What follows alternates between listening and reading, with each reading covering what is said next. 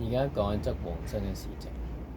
呢件事發生喺民國12年，當時有一位女子，佢係一名妓女，後尾皈依咗佛法，就唔再做呢一行。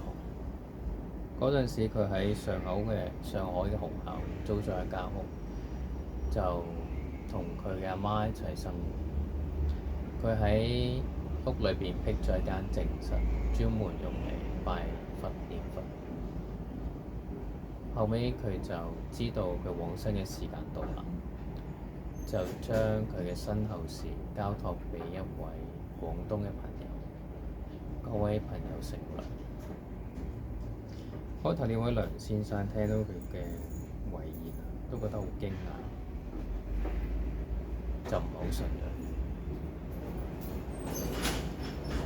後來真係往生咗，佢嘅工人揾到呢位梁先生，咁佢先至相信，嗰陣時先至相信真係往生咗。